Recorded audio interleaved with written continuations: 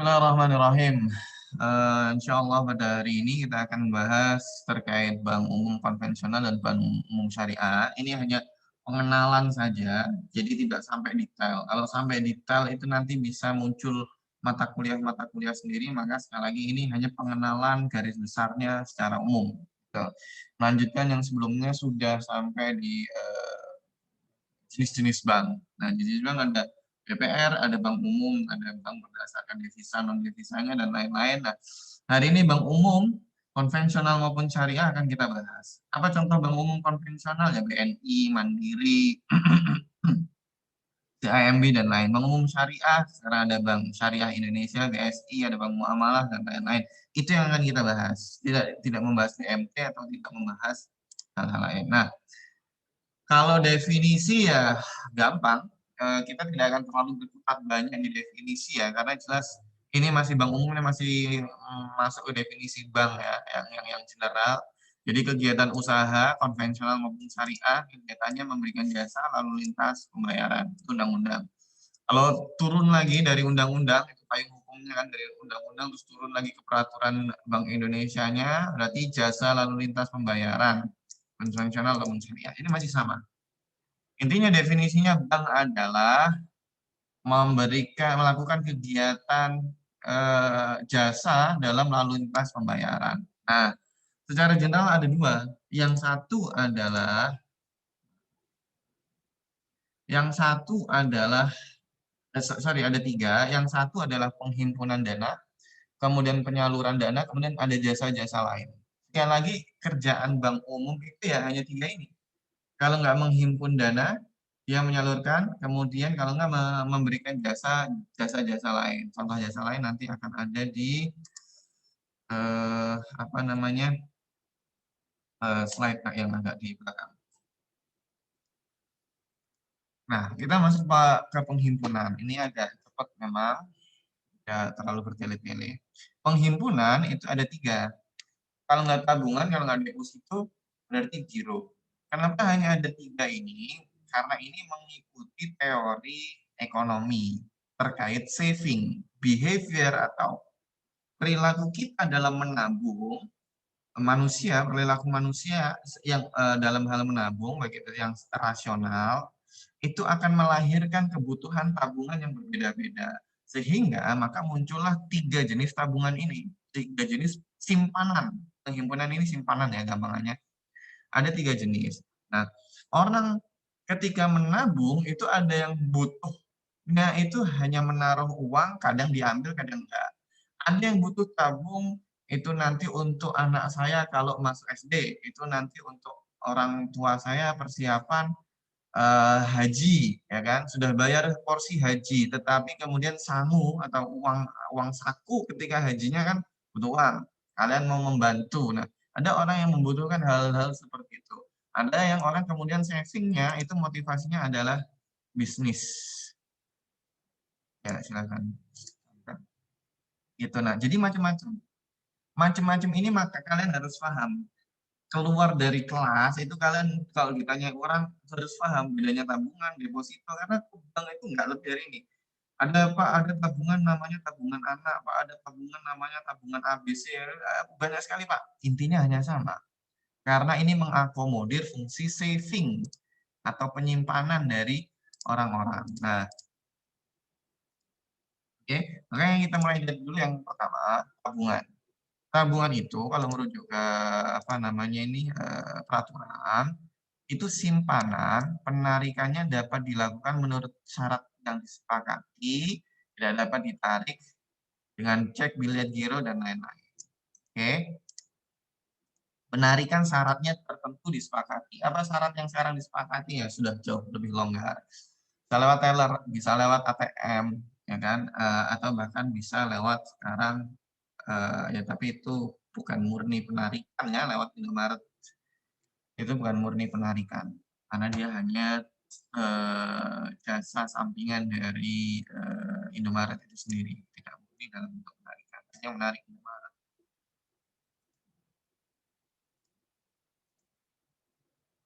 Nah, baik. Kalau kita cek di buku-buku, kalau kita kalian masuk ke googling misalkan, ketemunya yang bahasa Inggris, atau kalian cek di buku, kemudian ada ketemu bahasa Inggris, itu biasanya dalam bahasa Inggris ya, namanya saving account atau demand deposit. Kenapa disebut dengan demand deposit? Artinya gini, di bahasa Inggris itu adanya deposit, namanya saving, kadang disebut saving, seringnya makanya deposit. Oke, jadi mereka melakukan deposit, padahal nanti definisi deposit ada di yang kedua. Mereka melakukan mendepositokan, itu berarti menaruh uang di bank. Cuman ada istilahnya demand deposit, yaitu demand itu apa namanya permintaan. Artinya kalau deposito itu diminta, kalau simpanan itu diminta, itu harus bisa diambil dengan segera. Gitu. Nah, maka sesuai namanya, fitur utama tabungan itu bisa diambil sewaktu-waktu kapanpun tanpa pemberitahuan lebih awal selama memenuhi syarat. Apa syaratnya ya? Kartu ATM, kalau ke teller tabungan dan lain-lain lah. Syarat-syarat yang tertentu disepakati. Masing-masing bank beda. Nah, intinya adalah karakteristik utama tabungan ini yang harus dihafalkan adalah bisa diambil kapanpun. Jadi kalian kalau punya akun di bank syariah, itu saya pastikan simpanannya, nama rekeningnya adalah rekening tabungan. Pak, ini tabungan wadiah hasanah nggak ada. Ini Pak, wadiahnya wadiah amanah, wah ini wadiahnya otomatis, itu nomor 11 terakhir. Tapi intinya dia adalah tabungan, di mana karakteristiknya adalah kamu ambil kapanpun boleh. Perkara itu nanti di model, dipaketkan, diskemakan dalam syariah itu menjadi wadi ayat amanah ataupun wadi ayat amanah itu nomor 11, nomor 17 juga boleh, pokoknya terserah kalian nomor. Nah, maka harus difahami betul-betul. Kalian ke BNI, buka tabungan, orang tua kalian punya tabungan anak untuk adik kalian. Itu tabungan, tabungan yang bisa diambil kapanpun. Dengan syarat-syarat tertentu bisa dia memberikan batasan pengambilan. Biasanya tabungan anak itu ada limit 800.000 gitu, saya nggak lupa, nggak hafal. Nah, itu tapi bisa diambil kapanpun. Satu hari 500.000 misal ya maksimal, itu bisa diambil kapan. Nah, karena karakteristiknya sangat liquid, apa maksudnya sangat liquid? Sangat cair. Sangat cair itu artinya gini, uang kalian kan di ATM, uang kalian di bank. Kalian cairkan jam 9.15 bisa. Kalian cairkan 19 jam 9 lewat 20 bisa. Maka sangat liquid. Sangat liquid itu gampang banget didapatkan cash-nya. Gampang didapatkan apa? Cash-nya. Maka kompensasi bank, kita bicara bank konvensional, kompensasi bunganya paling rendah. Kenapa rendah? Lah, bank kalau dapat 30 juta, misal ya, kalian nabung 30 juta, pakainya rekeningnya rekening tabungan. 30 juta itu jangan-jangan jam 9 buka rekening nabung, jam 9.30 kalian sudah ambil lagi 10 juta, ya kan? Itu rekening tabungan, bisa diambil kapanpun. Kalau bank tidak bisa memastikan 30 juta ini kapan diambil, dia harus kontrol. Dia tidak bisa meminjamkan 30 juta ini kepada orang yang butuh motor, tidak bisa kepada orang yang butuh pinjaman apalagi yang lain, tidak bisa. Maka karena uangnya tidak bisa diberikan kepada nasabah yang butuh, ya kan? Padahal bank dapat untungnya itu ketika memberikan pinjaman dari nasabah yang butuh, maka kalian juga nggak dapat juga. Saya harus pakai P. Itu. Sampai sini ada yang tanya? Ya, jadi kompensasi bunganya paling rendah. Ada lagi deposito. Nah, di bahasa Inggris ini namanya time deposit atau term deposit, kurang lebih sama. Nah, kalau di Indonesia simpanan penarikannya hanya pada waktu tertentu. Ini digaris bawahin pada waktu tertentu. Di luar waktu itu tidak boleh ditarik. Jika ditarik biasanya ada sanksi. Nah, sanksinya apa? Bank macam-macam. Oke, karena tertulis di kontrak kesepakatan bahwa saya nabung deposito, saya nyimpan deposito, saya akan ambil setelah 3 bulan. Maka jika diambil sebelum 3 bulan, otomatis kalian mendapatkan sanksi.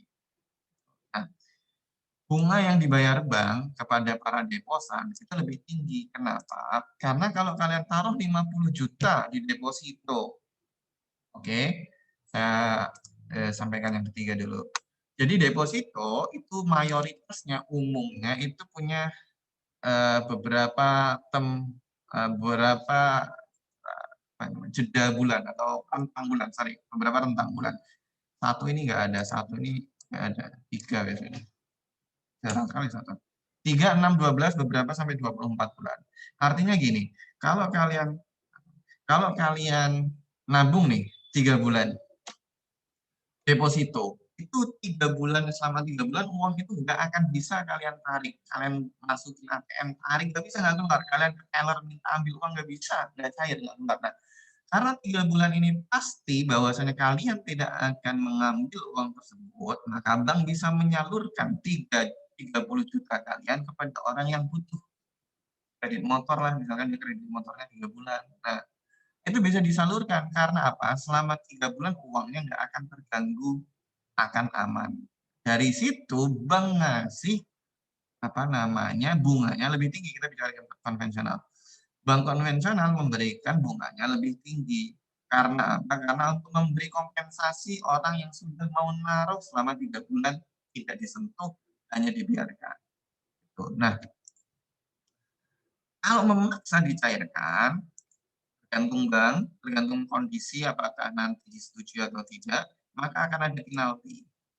Kenapa ada penalti? Ya bayangkan, banknya sudah meminjamkan 30 juta tadi ke orang. Kemudian ditarik, padahal orangnya belum balikin. Otomatis bank harus cari uang dan cari cara untuk memberikan 30 juta yang mestinya 3 bulan menjadi 1,5 bulan misalkan. Seperti itu. Nah, deposito ada perpanjangan otomatis. Misal ya, 12 bulan sudah habis, maka bisa di roll over namanya. Itu artinya perpanjangan tambah 12 bulan lagi, mereka ada fasilitas automatic rollover, itu teknisnya.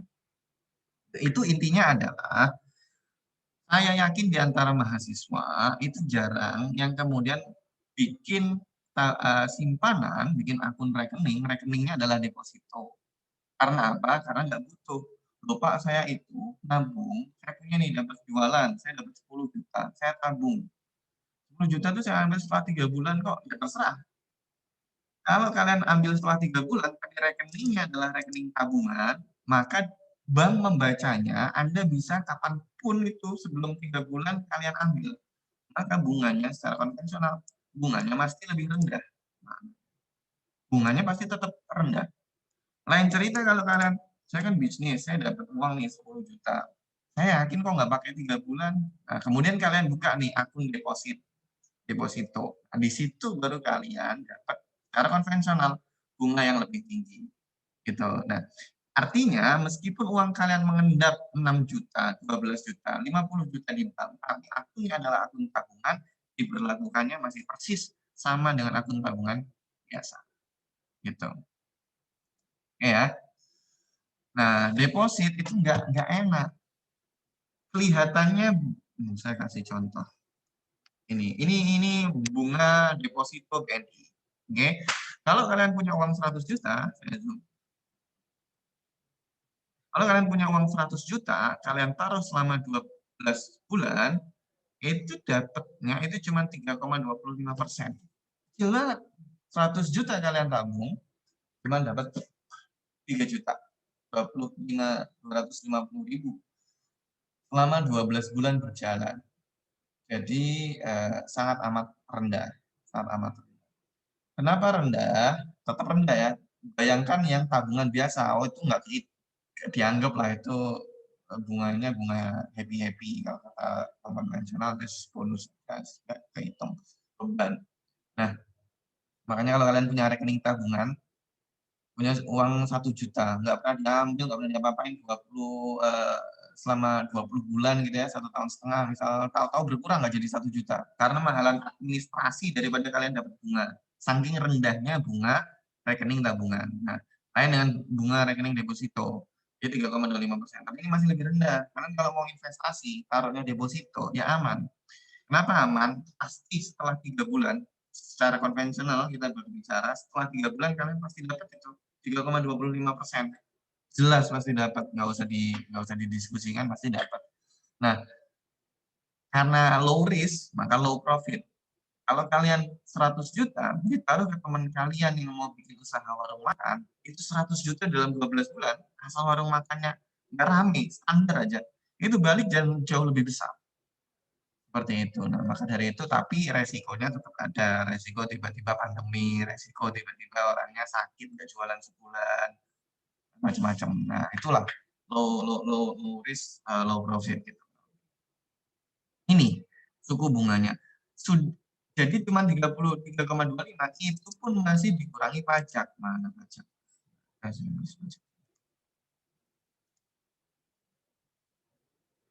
Jadi deposito, ini pajak deposito. Jadi deposito itu masih kena pajak.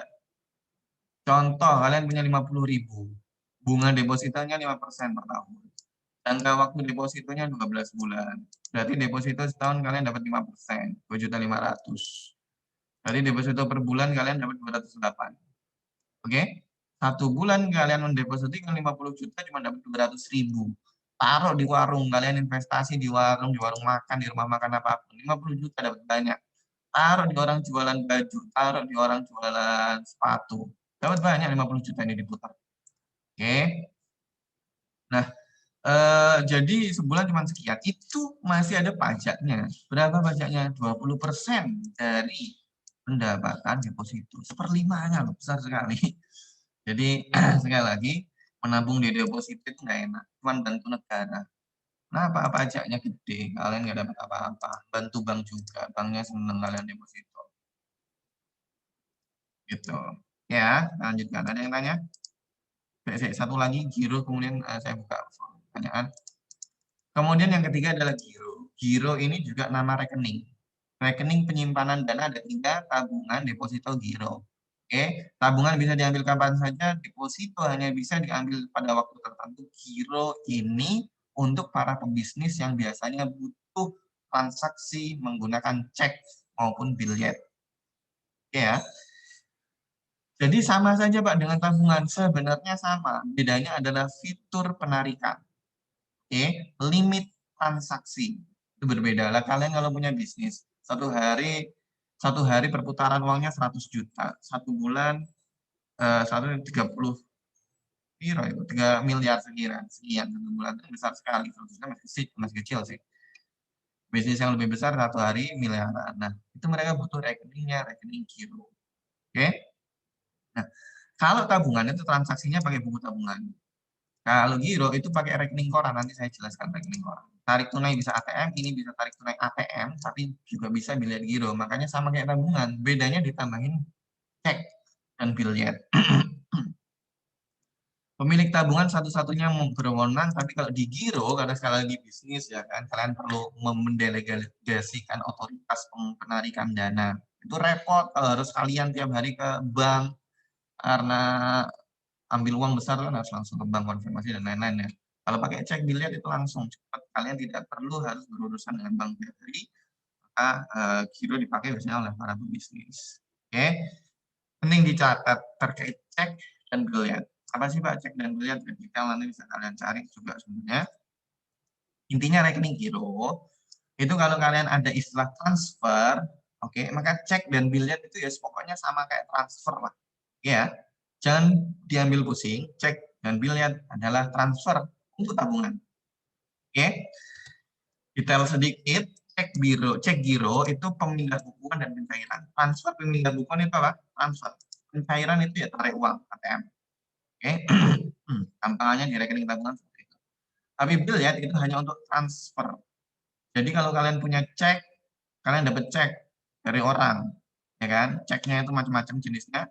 Taruhlah kalian dapat cek, bunyinya 2 miliar. Kalian bisa ambil 2 miliar itu dari bank yang ditunjuk. Oke. Tapi kalau kalian dapatnya biljet, itu nggak bisa 2 miliar dicairkan. Bisanya 2 miliar dipindah bukukan ke rekening kalian atau ditransferkan. Bahasa gampangnya pemindah bukuan transfer. Itu ya. Nah, rekening ini tidak punya transaksi, tadi sudah saya sebut jenis cek banyak. Saya mau menjelaskan rekening koran. Jadi, kalau orang yang punyanya tabungan, simpanan tabungan, itu kalian dapat laporannya itu dari buku tabungan. Oh, bulan kesekian saya beli ini, bulan kesekian saya transfer ini, saya dapat uang ini, saya nabung ini, dan lain sebagainya. Itu buku tabungan, atau sekarang digital melalui aplikasi. Tapi kalau giro, itu kalian pasti tiap bulan dikirimin rekening koran. Rekening koran itu jauh lebih detail daripada sekedar buku tabungan. Saya tunjukkan. Ini cek sama biliar. Oke, 25 juta rupiah. Nanti diambilnya berarti di BNI. Ini kalau biliar ya berarti hanya kalau cek itu bisa, kalau bawahnya hanya biliar, ya ini dicek ini biliar, bawahnya hanya biliar, berarti hanya bisa memindah bukuan. Nanti ada unsur-unsurnya, unsur satu ini apa, dua, tiga, dan seterusnya, kita nggak detail di sana. Yang penting tahu bahwa cek dan biliar gampangannya adalah transfer. Biar kalian nggak terlalu repot. Ini contoh rekening koran. Jadi di rekening koran itu detail. Detailnya adalah kalau kalian di buku tabungan itu hanya kode. Kalau kalian di mobile banking itu ada, tapi tidak sedetail ini. Apa tidak detailnya? Ini nggak lengkap ya. Tidak detailnya adalah di dalam rekening koran itu disebutkan dalam satu bulan itu transaksinya berapa miliar keluar dan berapa miliar masuk dan berapa saldonya. Itu ada, tapi kalau di tabungan nggak ada. Tabungan itu kalian ngitung sendiri, tanggal 1 transaksi sekian, tanggal 2 sekian, sekian. Kalau rekening giro sudah lengkap. Keterangannya juga jauh lebih lengkap di rekening koran ketimbang di tabungan. Gitu ya. Sampai sini ada yang tanya?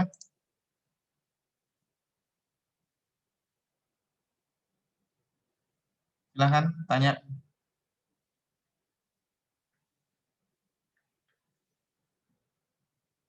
Ada, alhamdulillah.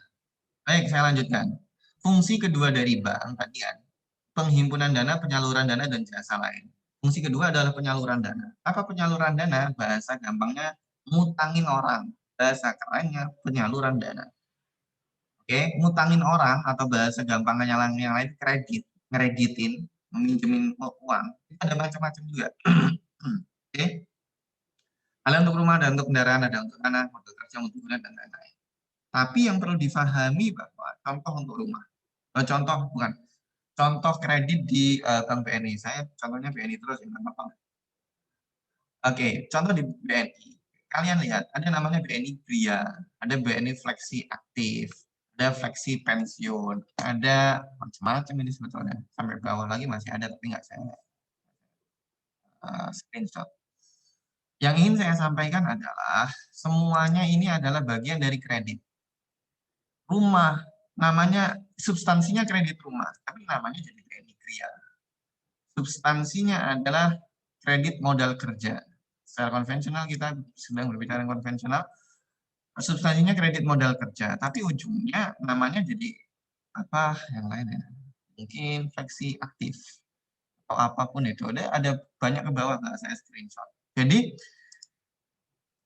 yang saya maksudkan adalah penyaluran dana pada bank itu variasi.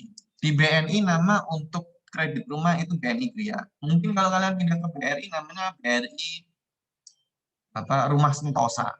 Mungkin kalau kalian pindah ke Mandiri namanya menjadi BRI eh, Rumah Idaman, Gria Idaman atau apapun itu. Intinya ini sangat bervariasi. Gitu. Di BNI kalian bisa menemukan fleksi aktif, apa ini isinya? Tanpa agunan, pegawai aktif yang menyalurkan gajinya melalui BNI. Ya kan? Nah, di BRI bisa jadi ini tidak ada. Di Mandiri bisa jadi ini tidak ada. Karena intinya itu sangat variasi. Bisa jadi satu bank mau memberi pinjaman kepada orang tanpa agunan dengan syarat ini. Bisa jadi nggak mau, dan lain-lain. Tapi kalian harus pahami substansinya sama. Oke, misal pembelian rumah. Itu namanya pembelian rumah, itu jenis nama produknya aja beda-beda dari BRI ke Mandiri ke BCA ke lain-lain. Itu berubah-ubah, tapi substansinya sama, pembelian rumah. Isi kontraknya itu sama, hanya namanya berbeda. Nah, kita harus paham, nama berbeda itu tidak menjadikan substansinya berbeda. Kecuali nanti kalau misalkan BNI, kalau beli rumah itu disyaratkan harus punya modal, harus punya uang cash, tabungan 200 juta misal. Di BNI 50 juta misal. Nah, itu teknis. Varian yang sangat teknis, tapi substansinya sama, pembelian. Nah, Perbedaan fitur dan format, karena ada fiturnya beda, misal tadi tanpa agunan, beli rumah nggak pakai jaminan, beli motor nggak pakai jaminan. Nah, itu ada fiturnya beda. Nah, karena fiturnya kadang beda, formatnya beda, nah muncul nama produknya beda, tapi pahami substansinya sama. Kenapa kemudian ada fitur beda? Agar ada kompetisi. Saya mau ke BRI karena di BRI apa namanya boleh nyicilnya sebulan, kemudian kadang jadi 2 bulan, kemudian sebulan lagi misal. Itu kan fitur. Kalau di BRI nggak boleh harus sebulan terus. Kalau di BNI kadang apa namanya agak longgar. Kalau apa namanya misalkan harus bayar tanggal 10 cicilannya, boleh kok bayar agak molor ke tanggal 15 dan itu belum disebut sebagai apa namanya gagal bayar dan sejenisnya lah ya. Nah, itu fitur yang membedakan antar bank tapi substansinya sama. Kenapa ada fitur beda untuk kompetisi antar bank? Oke, jadi sampai sini masalah kredit selesai. Intinya adalah kredit bisa dibuat macam-macam sesuka-sukanya bank.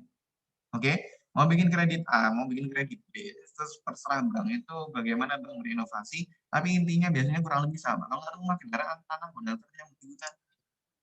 Nah gitu, multiguna ini sekolah, komponen, bayar utang anak, rumah sakit, macam-macam.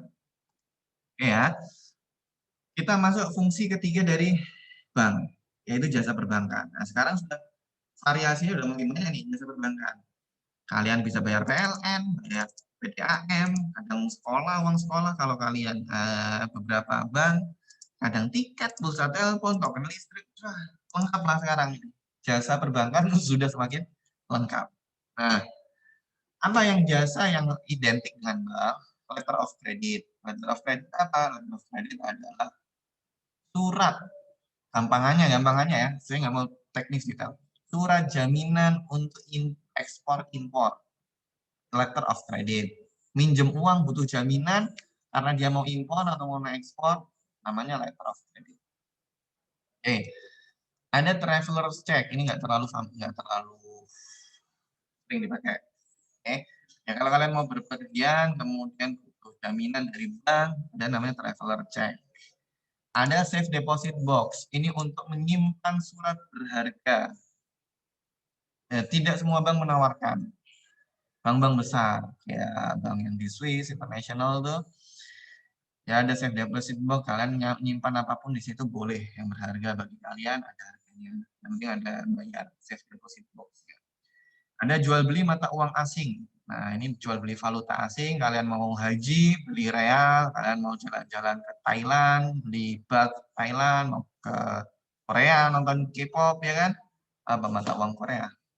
Uh, won, ya.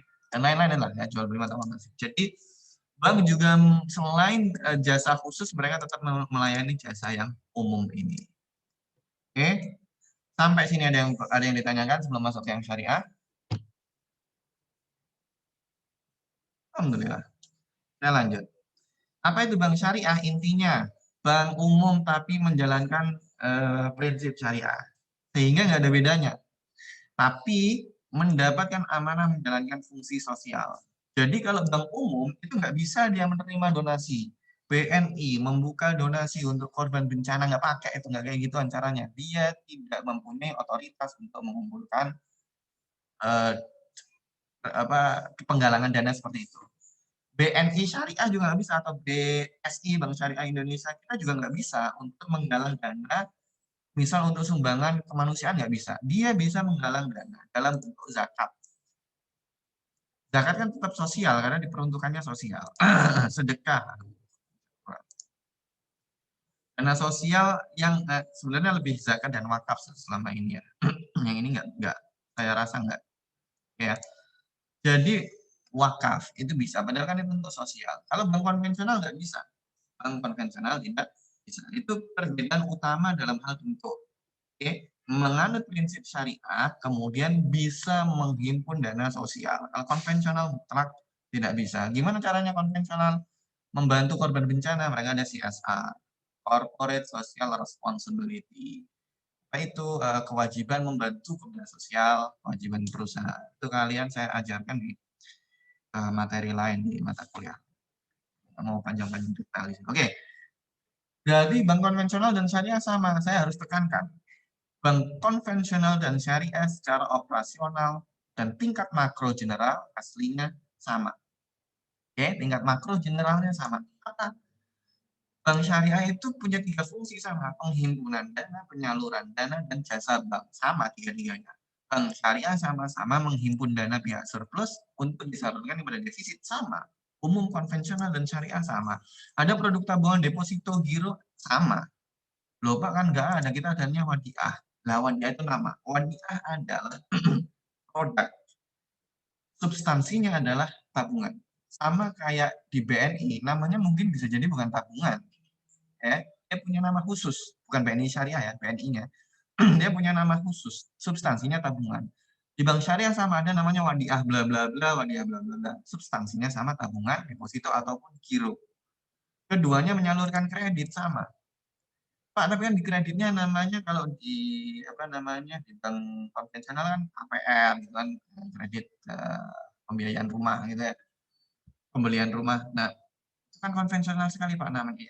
Ya, hanya beda nama dan nanti struktur. Kita bicara di tingkat makro general, jadi dua-duanya memberikan jasa yang sama. Dan dua-duanya harus digarisbawahi, profit oriented. Yang memaksa bank syariah tidak profit oriented, salah.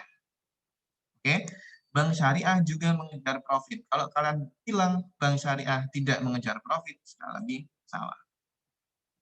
Saya langsung ini ya. Tujuannya profit oriented itu bank syariah plus falah oriented. Jadi dua. Tetapi sekali lagi harus difahami bank syariah mengejar profit. Jangan kalian miskonsepsi bahwa bank syariah tidak boleh mengejar profit. Mutlak salah. Penjelasannya nanti agak lama detail. Ini ada perbedaannya. Jadi bank syariah juga pakai hukum positif, iya. Bagaimana kita berada di negara Indonesia menganut hukum positif yang dipakai? Hukum-hukum Islam yang ada itu sudah diterjemahkan ke dalam hukum positif. Sudah ada kompilasi hukum ekonomi syariah KHES. Itu acuan yang digunakan ketika apa namanya berperkara seperti itu. Jadi tetap hukum Islam ini sudah diterjemahkan kepada hukum positif. Maka tetap digunakan dua-duanya. Arbitrasinya beda, struktur nanti saya jelaskan di akhir. Nah, sisa 1 menit ya. Ini harus saya cukupkan nanti. Maksudnya gini, kalian keluar dari Zoom kemudian masuk lagi karena ini terbatas waktunya. Kodenya masih sama, kemudian nanti akan saya lanjutkan. Terima kasih, saya stop share. Sekali lagi jangan lupa masuk lagi setelah ini langsung. Terima kasih.